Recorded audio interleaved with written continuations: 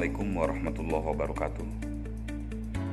Jumpa dengan saya, Edward, pengawas penyelenggaraan urusan pemerintahan daerah, Inspektorat Daerah Kota Dumai pada penyuluhan anti korupsi. Sahabatku sekalian, banyak yang bilang bahwa Indonesia itu adalah laksana Zamrud Khatulistiwa. Ungkapan tentang Indonesia itu memang betul adanya. Tidak hanya dilihat dari keindahan alam yang mempesona, menunjukkan juga potensinya yang luar biasa. Bahkan negara lain pun mengakui negeri kita memiliki kekayaan yang berlimpah, posisi yang strategis, dan bahkan kesuburan yang luar biasa. Memang begitulah Indonesia. Tapi kenyataannya, masih banyak rakyat Indonesia yang menjalani hidup dengan kemiskinan dan kemelaratan. Kenapa hal ini bisa terjadi? Salah satu penyebabnya adalah karena korupsi masih merajalela di negeri yang kita cintai ini. Oleh sebab itu, korupsi harus kita cegah. Lantas kenapa tindak pidana korupsi harus kita cegah?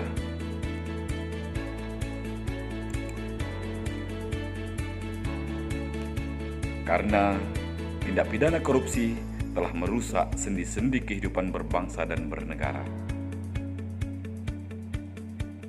Perbuatan yang tidak terpuji yang dilakukan para penyelenggara negara menyebabkan terampasnya hak-hak rakyat dan masyarakat luas. Hak menikmati pembangunan, hak hidup layak karena mereka dililit kemiskinan.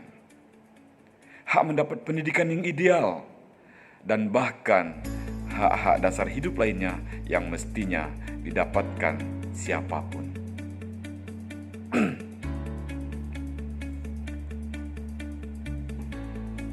Sahabatku, mungkin masih ada juga yang bertanya, korupsi itu apa sih sebenarnya?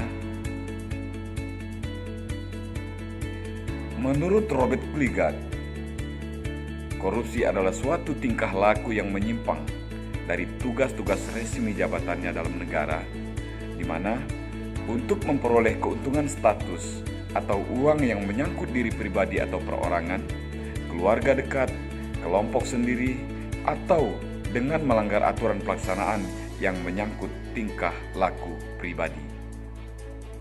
Itu adalah korupsi.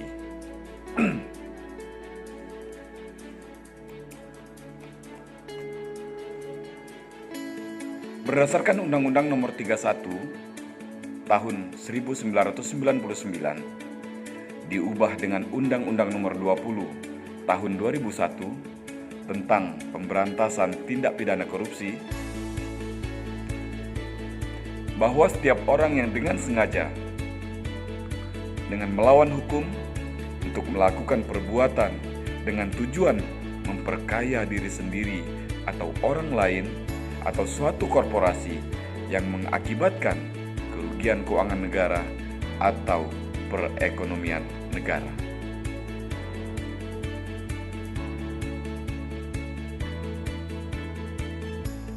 Selain itu, korupsi juga diartikan sebagai tindakan setiap orang yang dengan tujuan menguntungkan diri sendiri atau orang lain atau suatu korporasi. Juga menyalahgunakan kewenangan, kesempatan, atau sarana yang ada padanya karena jabatan atau kedudukan yang dapat merugikan keuangan negara atau perekonomian negara.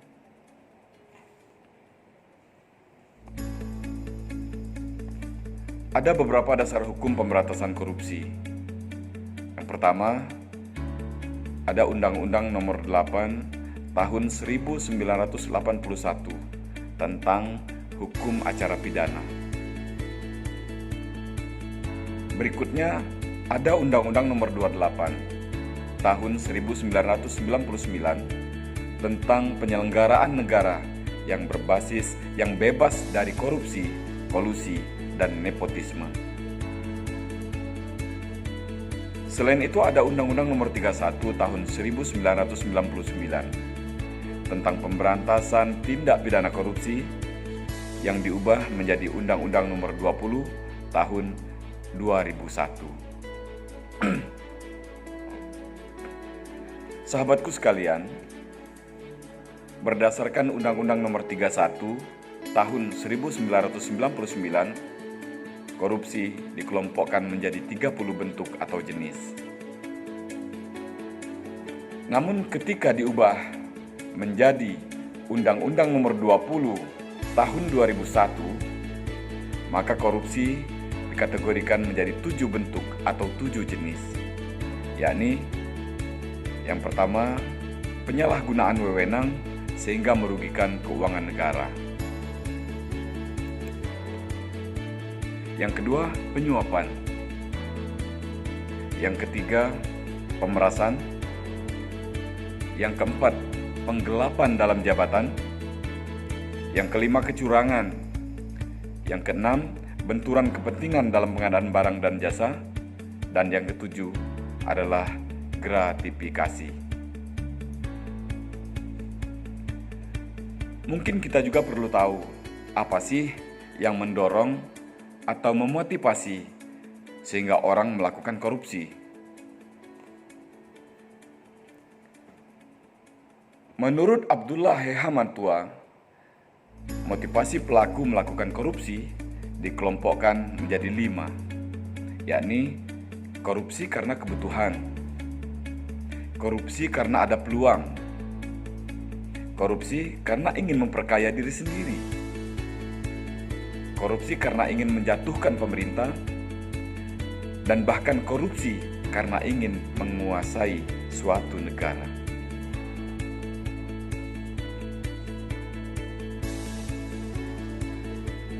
Suatu perbuatan dapat dianggap sebagai korupsi jika memenuhi 3 unsur. Yang pertama, melawan hukum, memperkaya diri sendiri atau orang lain, dan dapat merugikan keuangan negara atau perekonomian negara.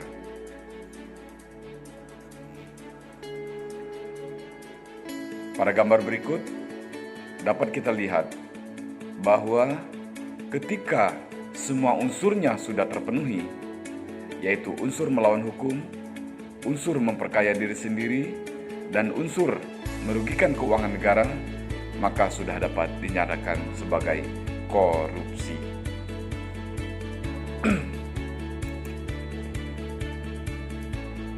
Sahabatku yang budiman, teori korupsi menurut Donald R. Creasy, yang dikenal juga sebagai Fraud Triangle Theory, 3 faktor yang berpengaruh terhadap fraud atau kecurangan adalah kesempatan, motivasi, dan rasionalisasi.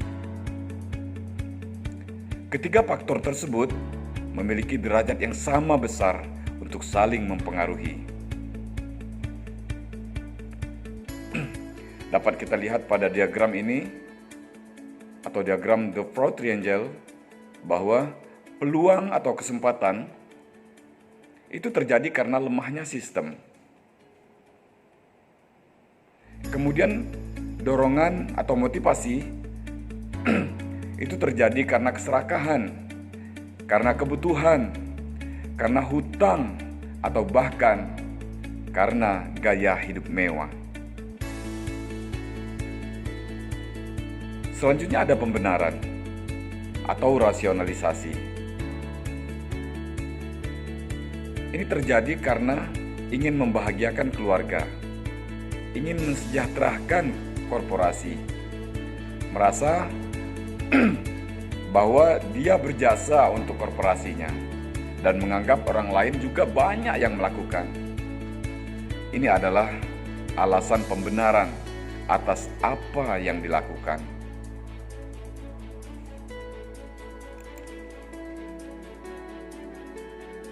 Sahabatku sekalian,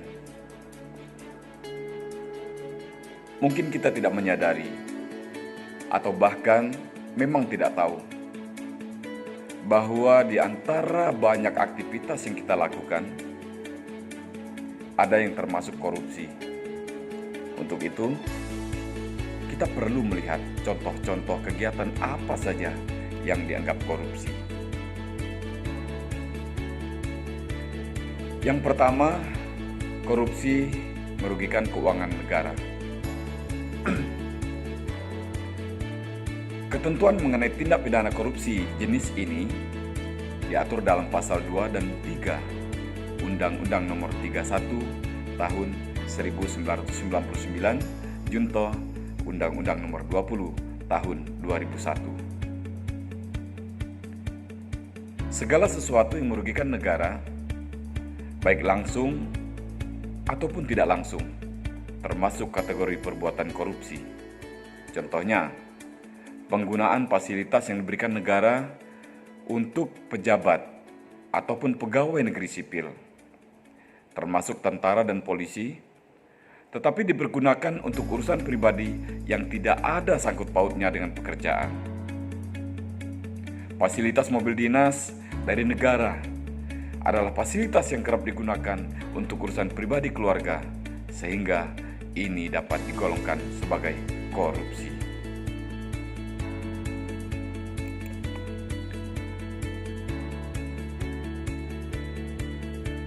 Yang kedua, suap menyuap. Suap sangat populer sebagai upaya memuluskan ataupun meloloskan suatu harapan, keinginan, dan kebutuhan si penyuap dengan memberi sejumlah uang.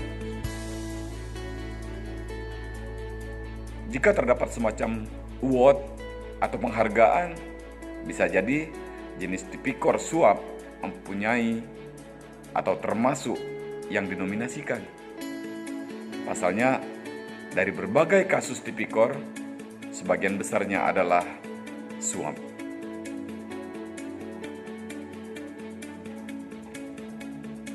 Kemudian yang ketiga, korupsi dengan penggelapan dalam jabatan. Pelaku korupsi jenis ini tentu mereka yang memiliki jabatan tertentu atau kewenangan tertentu di dalam pemerintahan.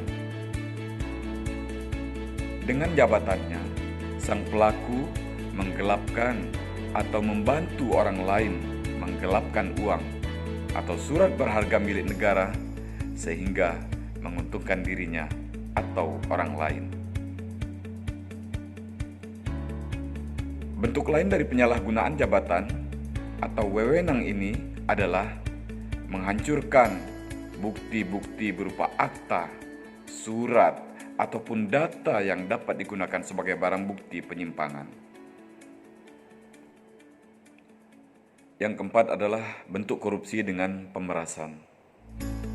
Contohnya, seorang pejabat negara atau pegawai negeri memiliki kekuasaan dan kewenangan, lalu dia memaksa orang lain untuk memberi atau melakukan sesuatu yang menguntungkan dirinya. Seorang pegawai negeri karena kekuasaannya memaksa pegawai negeri lainnya untuk membeli barang, misalnya seragam, buku, atau apapun. Padahal menurut ketentuan undang-undang, hal ini juga termasuk kategori korupsi. Kegiatan yang kerap menimpa para guru.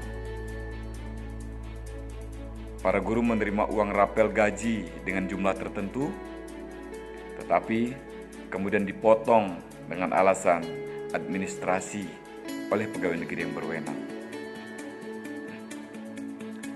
Model lain pemerasan yang juga berhubungan dengan uang adalah menaikkan tarif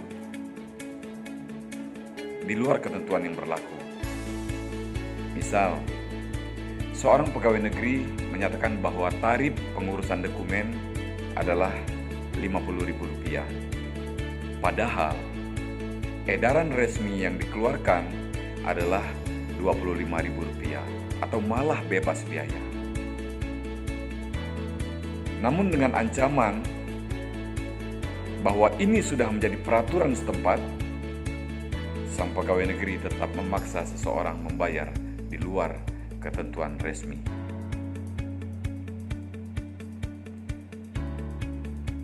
Yang kelima adalah korupsi dengan melakukan perbuatan curang. Seperti juga pemerasan, tak banyak publik yang mengetahui bahwa perbuatan curang juga termasuk tindak pidana korupsi. Misalnya, pemborong proyek melakukan kecurangan proyek bangunan. Pengawas proyek juga melakukan kecurangan dengan membiarkan bawahannya melakukan kecurangan terkait dengan pekerjaan penyelia. Dalam hal ini mungkin mandor atau supervisor yang membiarkan terjadinya kecurangan dalam proyek bangunan.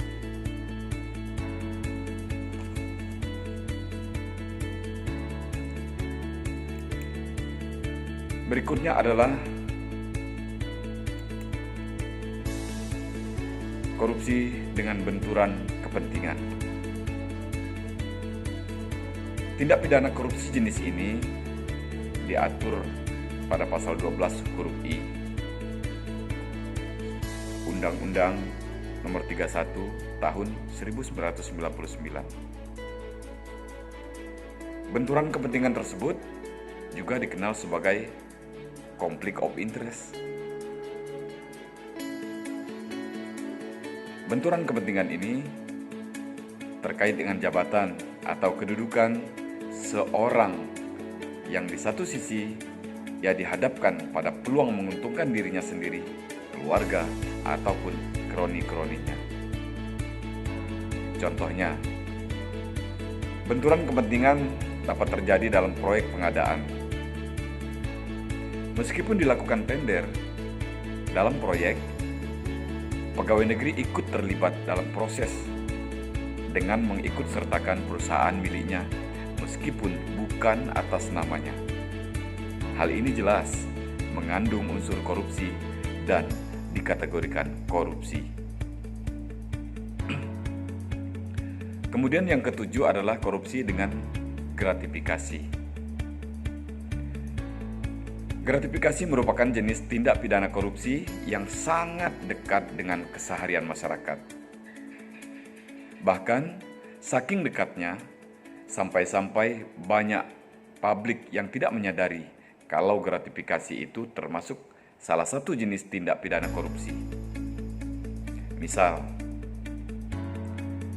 seorang memberikan parsel menjelang Idul Fitri kepada pejabat publik, memberi hadiah kepada penyelenggara negara yang mengadakan resepsi pernikahan, memberikan voucher belanja kepada pegawai negeri, dan sebagainya. Dalam masyarakat, hal itu sudah lumrah, kan? Pemberian yang terkait dengan jabatan seperti itu merupakan salah satu tindak pidana korupsi. Dalam gratifikasi, segala hadiah atau fasilitas berupa uang, barang, diskon, komisi, pinjaman tanpa bunga, tiket pesawat, cek perjalanan, liburan gratis, atau biaya pengobatan tentu tidak diberikan jika si penerima tidak menduduki jabatan tersebut. Artinya, ada harapan untuk terjadinya pemberian timbal balik dari si penerima, entah berupa kemudahan perizinan atau berupa lulusnya penilaian dalam proses pengadaan barang dan jasa, dan sebagainya. Sahabatku semua, lantas apa yang harus kita lakukan untuk mencegah korupsi ini? Salah satunya adalah harus kita tanamkan nilai-nilai anti korupsi dalam diri kita. Dalam sudut pandang KPK, terdapat 9 nilai anti korupsi. Yang pertama, tanggung jawab, disiplin, jujur, sederhana, kerja keras, mandiri, adil, berani, dan peduli. Marilah kita jadikan 9 nilai-nilai integritas anti korupsi tadi sebagai karakter diri kita dan keluarga untuk kita terapkan dalam hidup dan kehidupan sehari-hari. Untuk mengakhiri pertemuan kita ini, saya mengajak kita semua, ayo bersama kita hindari korupsi di Bumi Pertiwi. Katakan tidak terhadap korupsi. Terima kasih. Sampai jumpa pada penyuluhan berikutnya. Wassalamualaikum warahmatullahi wabarakatuh.